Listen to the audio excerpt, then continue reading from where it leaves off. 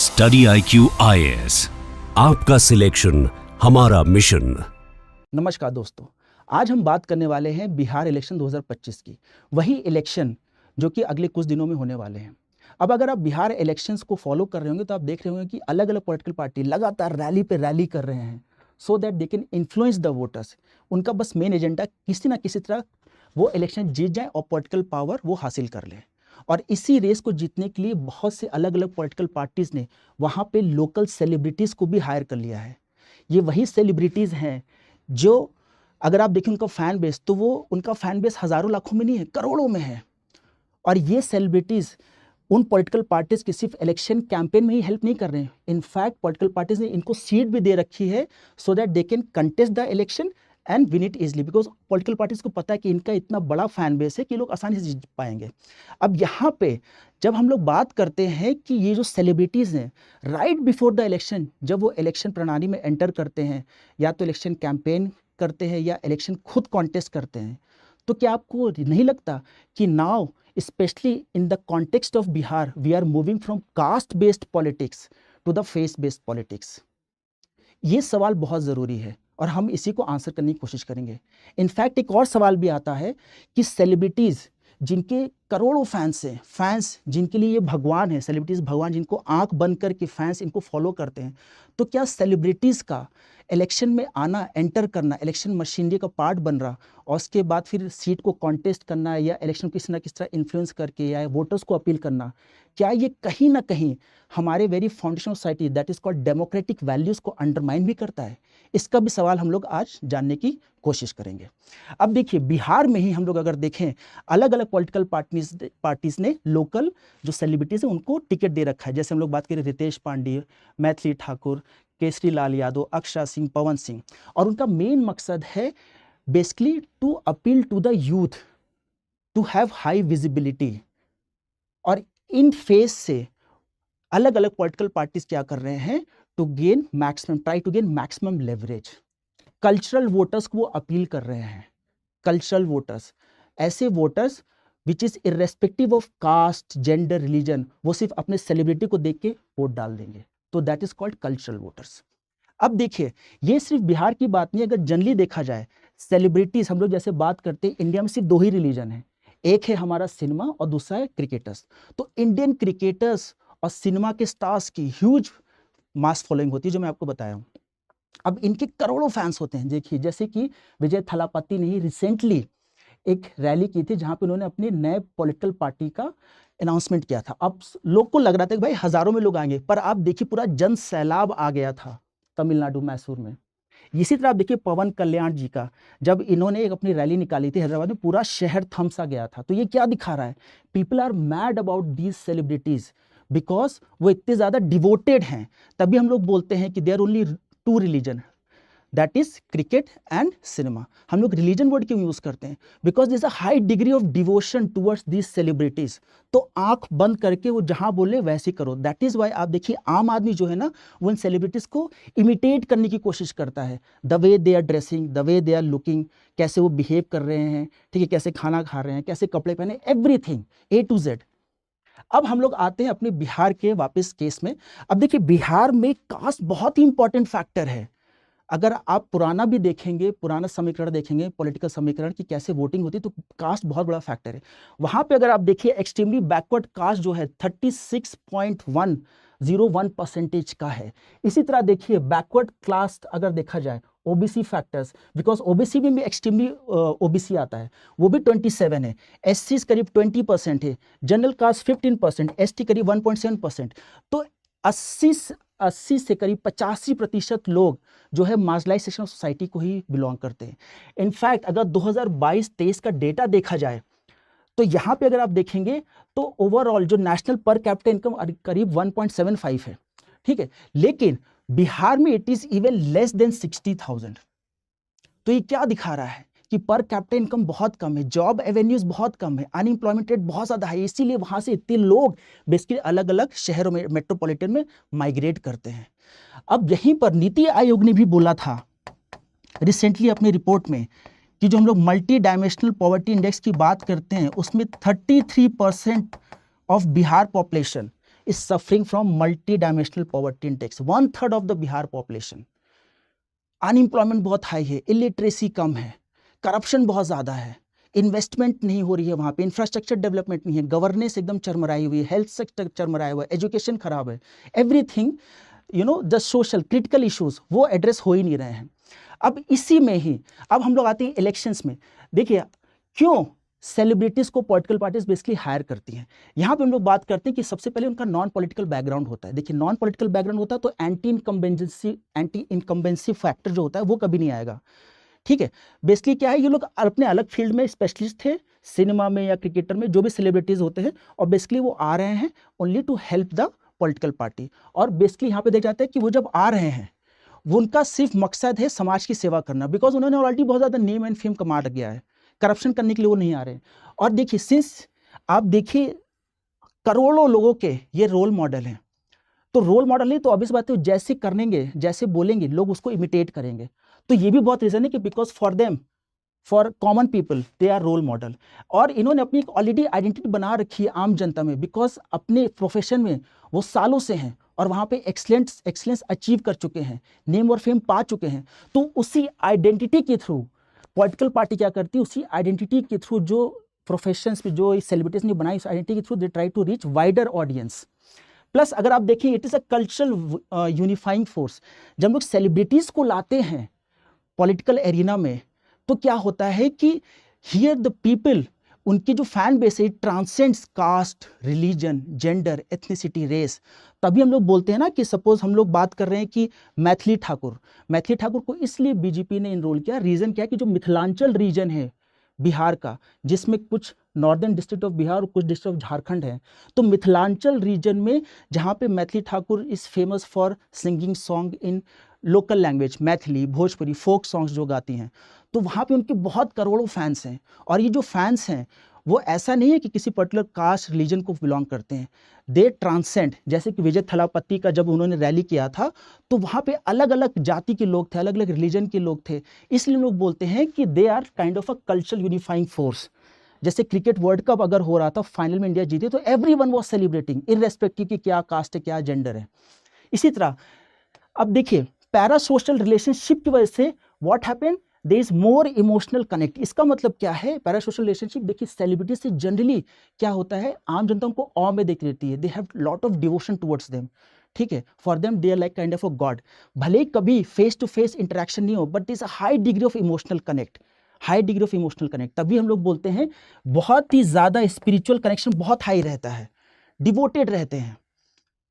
ठीक है, तो अगर डिवोटेड रहेंगे तो इट इज़ वेरी ऑब्वियस वो जहाँ बोलेंगे, जैसा बोलेंगे आम आदमी करेगी। तो उनकी इसी ब्रांड वैल्यू, फेस वैल्यू को यूज करके political party was is trying to gain an advantage. तो क्या ये ट्रेंड दिखा रहा है कि हम लोग अब बिहार में स्पेशली फ्रॉम पॉलिटिकल डायनेस्टी, जहाँ पे सिर्फ राजा का बेटा या नेता का बेटे का हो या उसके रिलेटिव्स को ही टिकट मिलेगा, now we are moving from that trend to face based politics, जहाँ पे हम लोग बात कर रहे हैं कि ऐसे लोग लाएं जो कि आम जनता में फेमस हों और जो आम जनता के लिए स्पेशली यूथ के लिए काम करें। क्या ऐसा हम लोग ट्रेंड देख सकते हैं? तो इसमें देखते हैं कि देखिए सबसे पहले celebrities they are entering the political area. Celebrities की ऑलरेडी एक फेस वैल्यू होती है, राइट? तभी देखिए जब अलग अलग एडवर्टाइजमेंट चलते हैं, ब्रांड प्रमोशंस होते हैं, तो सेलिब्रिटीज की फोटोज लगा दिया जाता है, उससे उनकी बहुत मार्केटिंग हो जाती है, राइट?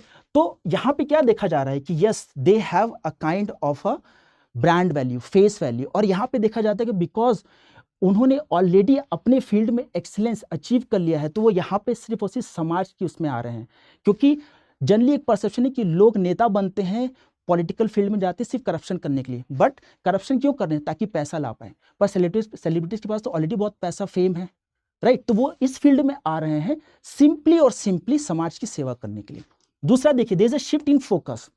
लगातार जो पॉलिटिकल पार्टीज इन सब अलग अलग सेलिब्रिटीज को टिकट दे रही है या फिर सेलिब्रिटीज अपनी पॉलिटिकल पार्टीज बना रहे हैं, ये यही दिखा रहा है कि now the focus is shifting from caste based politics to the face based politics, जहाँ पे यूथ पे ज़्यादा फोकस है।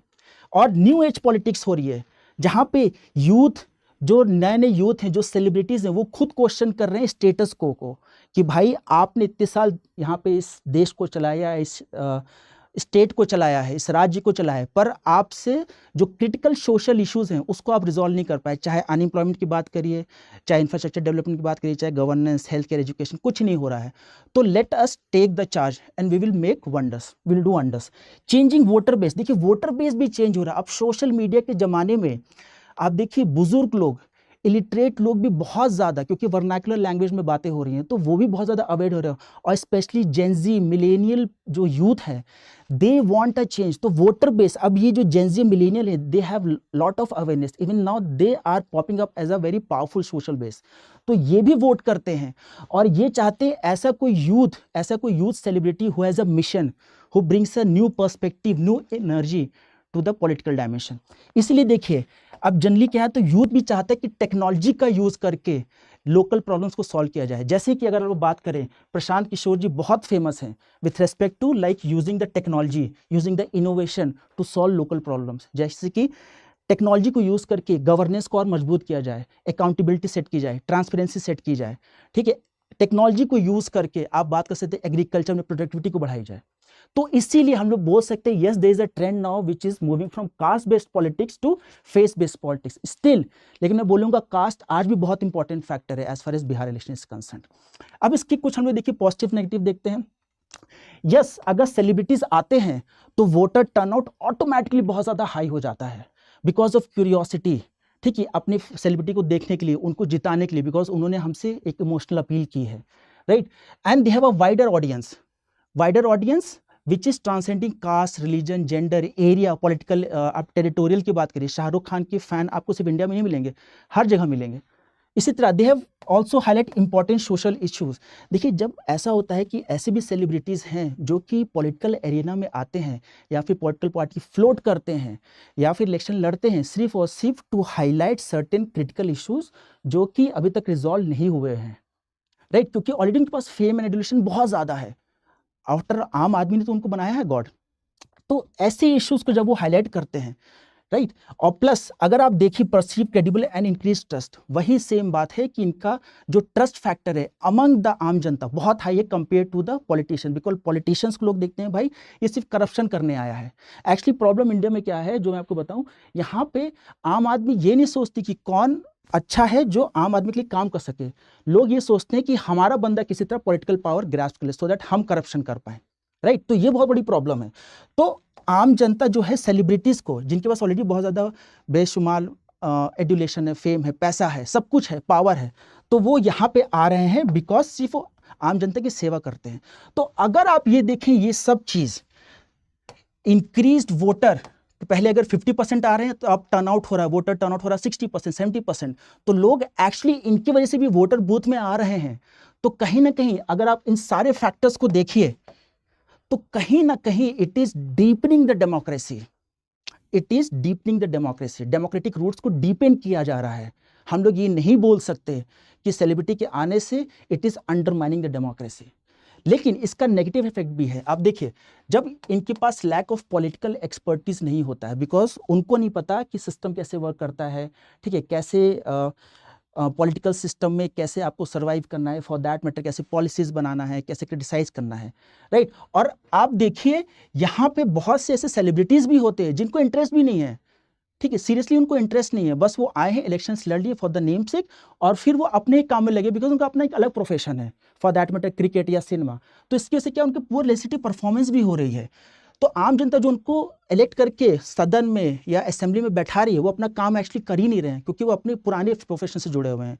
तो उनकी परफॉर्मेंस, अटेंडेंस, ठीक है, ओवरऑल एनालिसिस बहुत खराब है। ट्रिविलाइजेशन ऑफ पॉलिटिक्स की आप बात करिए, ट्रिविलाइजेशन ऑफ पॉलिटिक्स का मतलब ये देखिए जब हम लोग इलेक्शन की बात करते हैं आम जनता का जो सबसे बड़ा इंपॉर्टेंट हथियार होता है वो होता है वोट। वोट के थ्रू वो सरकार बना भी सकते हैं, गिरा भी सकते हैं, पर जब भी वो वोट डाले हमेशा माना जाता है कि वो वोट एकदम रैशनल चॉइस के बेसिस पे डाले, लॉजिकल थिंकिंग की, कौन उनके लिए काम करेगा। लेकिन जब आप सेलिब्रिटीज को लाते हैं the whole area turns into kind of a mass hysteria. लोग इतने पागल हो जाते हैं, कुछ सोचते नहीं है, अंधाधुन उनकी फैन फॉलोइंग है, तो वो जहां भी बोलेंगे आंख बंद करके उस पॉलिटिकल पार्टी को सपोर्ट कर देंगे, आम जनता भी। तो कहीं ना कहीं इलेक्शन जो कि बहुत इंपॉर्टेंट है टू डीपेन डेमोक्रेसी, पूरे इलेक्शन प्रणाली का डेमोक्रेसी का मजाक बन गया, सर्कस टाइप बन गया है, ठीक है। तो ट्रिविलाइजेशन ऑफ पॉलिटिक्स हुई है। और आप देखिए जब पॉलिटिकल पार्टी इलेक्शन जीतती है तो जनरली ग्रास रूट काडर को बहुत ज़्यादा प्रेरित किया जाता है, मोटिवेट किया जाता है कि भाई सब ग्रास रूट जो काडर है उन्होंने बहुत अच्छा काम किया है। लेकिन जब हारते हैं तब भी ग्रास रूट वालों को ही, काडर को ही ब्लेम किया जाता है कि ग्रास रूट वालों को और भी ज़्यादा मेहनत करनी है। लेकिन अगर सपोज आप किसी पॉलिटिकल पार्टी में काम कर रहे हो 10-15 साल से, नाउ यू एक्सपेक्ट कि आपको भी टिकट दिया जाए, पर आपकी जगह किसी सेलिब्रिटी को अचानक से दे दिया जाए, तो हाउ विल यू फील? तो इसीलिए it is very demoralizing for the grass root cadre workers. और अगर आप समझिए कि सिर्फ आप एज अ वोटर जा रहे हैं और आपके सामने आपका सेलिब्रिटी आ गया, you will be in complete awe, आप उनके रेस्पेक्ट में कि उनकी बात रखने के लिए कि उन्होंने हमसे अपील की है तो हम उसी पॉलिटिकल पार्टी को सिंपली वोट कर दिए, तो कहीं ना कहीं मैनिपुलेशन हो रहा है।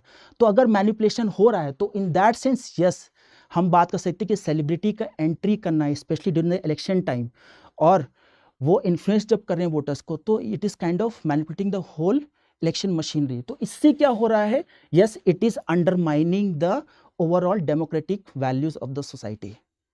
ओके, तो इस तरह आप चीज़ों को समझ सकते हैं।